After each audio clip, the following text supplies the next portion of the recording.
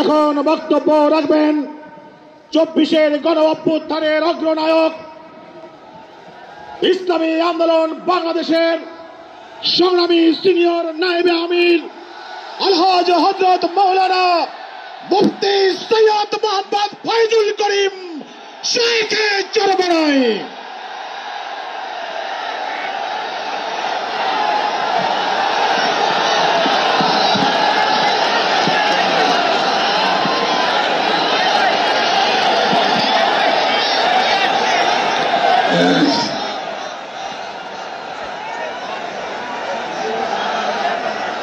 আসসালামু আলাইকুম ওয়া রাহমাতুল্লাহি ওয়া বারাকাতুহু।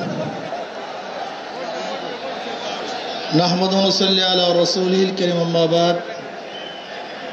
ফাআউযু বিল্লাহি মিনাশ শাইতানির রাজীম। বিসমিল্লাহির রহমানির রহিম। ইনিল হুকমু ইল্লা লিল্লাহ। সাদাকাল্লাহুল আলিয়্যুল আযীম। সবাই পড়ি সাল্লাল্লাহু আলাইহি ওয়াসাল্লাম।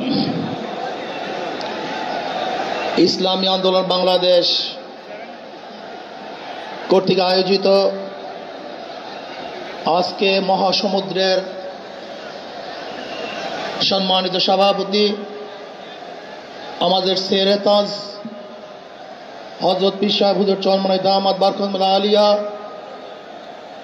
মঞ্চে উপবিষ্ট জাতির শ্রেষ্ঠ সন্তান শ্রদ্ধাভাজন ওলামায়ে কেরাম, ইসলামী দলের নেতৃবৃন্দ, অন্যান্য দলের নেতৃবৃন্দ, সামনে উপবিষ্ট ইসলাম প্রিয় দেশপ্রেমী ভাইয়েরা আমার, আজকে সম্মেলন কেন? আমরা পিআর সিস্টেম নির্বাচন চাই, সংখ্যানুপাতিক হারে নির্বাচন চাই।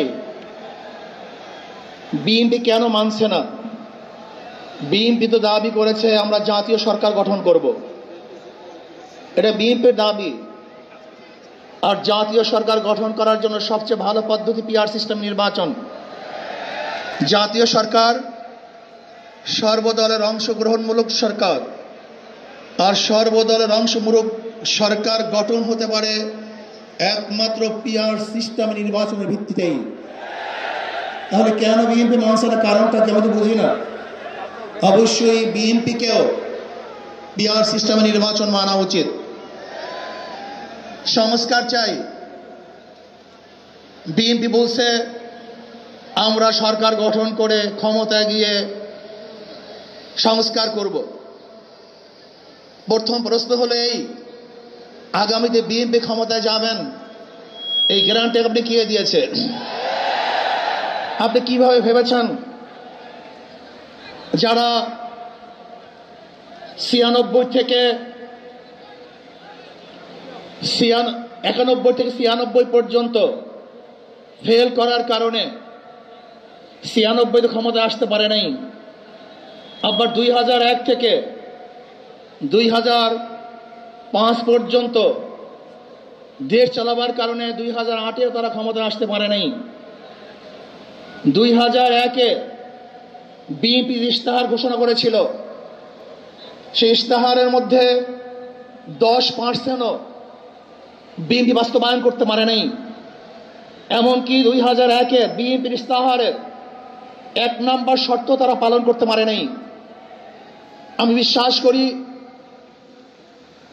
আগামীতে ক্ষমতায় কে যাবে না যাবে আমি জানি না, কিন্তু বাংলাদেশের জনগণ কোন দুর্নীতিবাজ, চাঁদাবাজ, দখলবাজ, খুনিদেরকে আর ক্ষমতায় নিবে না।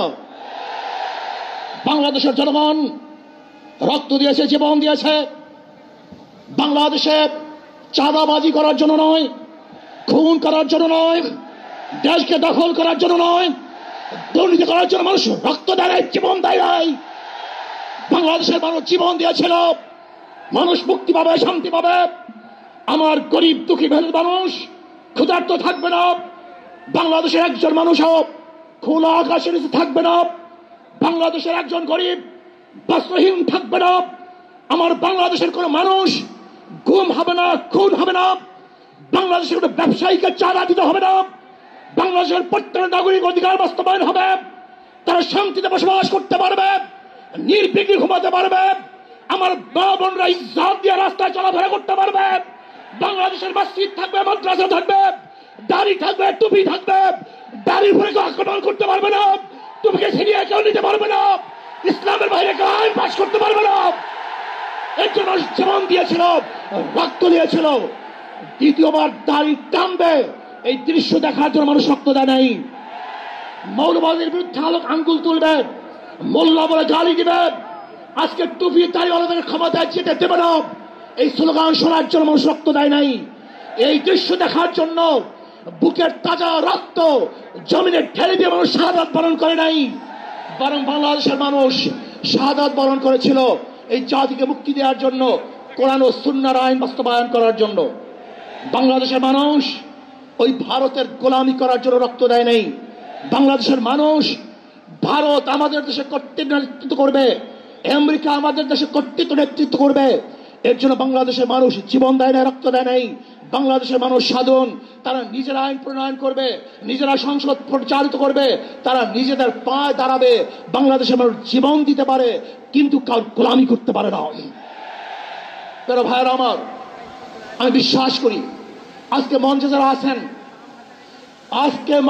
আছেন, যদি আমরা মুনাফিকি না করি, মঞ্চে যারা আছে যদি মুনাফিকি না করি,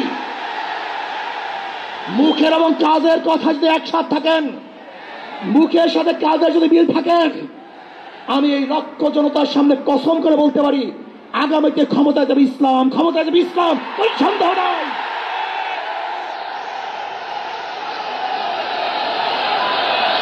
কিন্তু খবরদার যদি মুনাফিকি করি তাহলে এদেশের মানুষ সচেতন হয়েছে, এদেশের মানুষ সব জ্ঞানী হয়ে গেছে। বিশ্বাস করবেন না, একজন রিক্সাওয়ালা, ঠেলাওয়ালা, কুলি মজদুরের বক্তব্য শুনলে আমরা আশ্চর্য হয়ে যাই বাংলাদেশের মানুষ কত সচেতন, তারা কত সচেতন হয়েছে।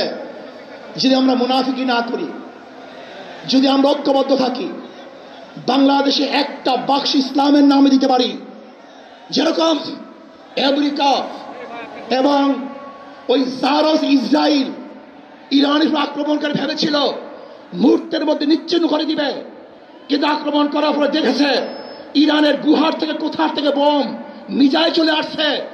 আমেরিকা এবং ইসরায়েল যেরকম অনুভব করতে পারে নাই, বাংলাদেশের বুকে যদি একটা বাক্স দেওয়া হয়, বাংলাদেশের ঘরের থেকে এমন মিসাইল বের হবে, এমন বোমা বের হবে, গোটা বাংলাদেশ থেকে, গোটা দুনিয়া থেকে ইসলামের দুশ্মন থেকে ধ্বংস করে ফেলবে ইনশাআল্লাহ।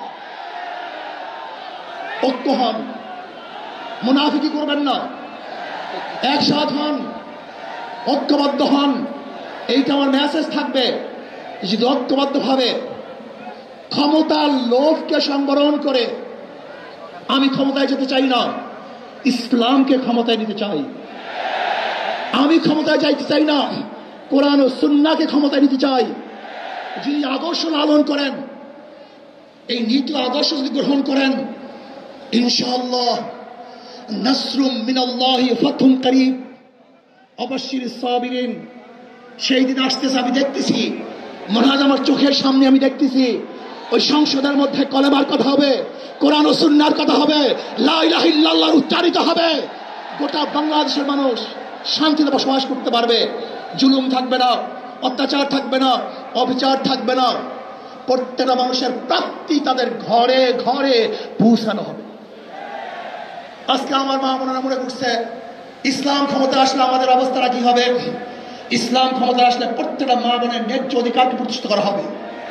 ইসলাম ক্ষমতা আসলে আগামী 5-10 বছরের মধ্যে সমস্ত গরিবরা দরিদ্র সীমার উপরে চলে যাবে। ইসলাম ক্ষমতা আসলে 28 লক্ষ কোটি টাকা বিদেশে পাচার হবে না, দুর্নীতি থাকবে না, জুলুম থাকবে না, অত্যাচার থাকবে না, নির্বিচার কোনো মানুষ আর খুন হবে না, গুম হবে।